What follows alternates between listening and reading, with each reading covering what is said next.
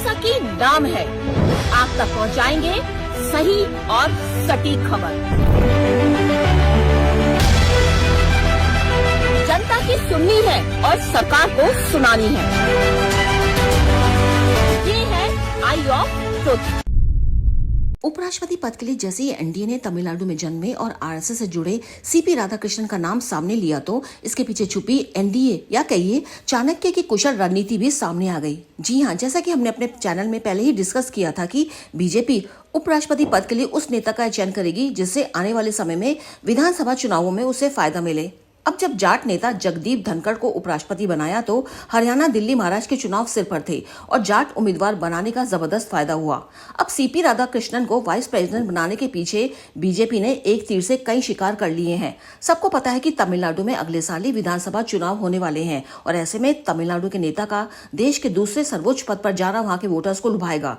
दूसरा, दक्षिण राज्यों में बीजेपी को अपनी पकड़ और मजबूत करने का मौका मिलेगा। फिर कम ही लोग ये जानते होंगे कि सीपी राधाकृष्णन ओबीसी समुदाय से आते हैं और मोदी सरकार जिस तरह से आदिवासियों, पिछड़ों को उचित सम्मान और पद दिलाने पर जोर दे रही है, उससे उसका इस समुदाय का वोट बैंक लगातार पक्का हो रहा है।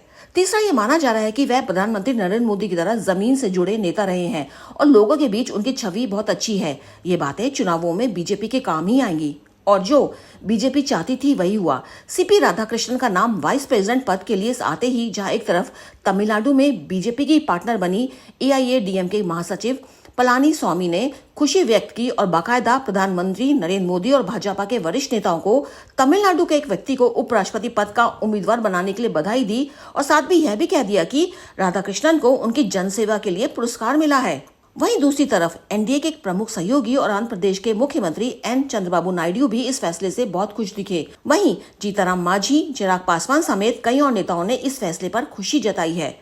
लेकिन दूसरी तरफ लगता है कांग्रेस को इस नाम ने झटका दिया है और उन्हें लग रहा है कि इसमें बीजेपी राजनीति कर रही है। कांग्रेस नेता मणिकम टैगोर ने सीपी राधाकृष्णन को आरएसएस का आदमी बताकर आलोचना की और कहा कि प्रधानमंत्री और स्पीकर के बाद एक और महत्वपूर्ण पद को संरक्षण की लड़ाई का सामना करना पड़ रहा है। आंकड़ों की बात करें तो एनडीए का पलड़ा उपराष्ट्रपति पद के लिए काफी भारी है, पर इसके बावजूद बीजेपी ने दक्षिण भारत और आरएसएस में सक्रिय सीपी राधाकृष्णन का नाम का ऐलान करके अपना किला बहुत ज्यादा मजबूत कर लिया है, जिसे भेदना मुश्किल ही नहीं असंभव ही लगता है। चलते चलते आपको बता दें कि सीपी राधाकृष्णन 2004 से 2007 के बीच तमिलनाडु भाजपा के प्रदेश अध्यक्ष रह चुके हैं और अभी महाराष्ट्र के उप राज्यपाल हैं। पर कम ही लोग ये जानते होंगे कि राधाकृष्णन एक खिलाड़ी भी रह चुके हैं। वे टेबल टेनिस चैंपियन थे, लंबी दूरी के धावक भी थे। उन्हें क्रिकेट और वॉलीबॉल का भी शौक था। वैसे इंडी गठबंधन ने अभी किसी नाम की घोषणा नहीं की है, पर हाँ, अब राधाकृष्णन की इतनी सारी योग्यताओं को देखते हुए नाम का चयन इंडी गठबंधन के लिए टेढ़ी खीर साबित होगा। अनुजैन रोहतगी, आई ऑफ ट्रुथ। हमारे चैनल आई ऑफ ट्रुथ को सब्सक्राइब कीजिए यूट्यूब पर, इसे फॉलो कीजिए फेसबुक पर, इंस्टाग्राम पर, ट्विटर पर और कू पर।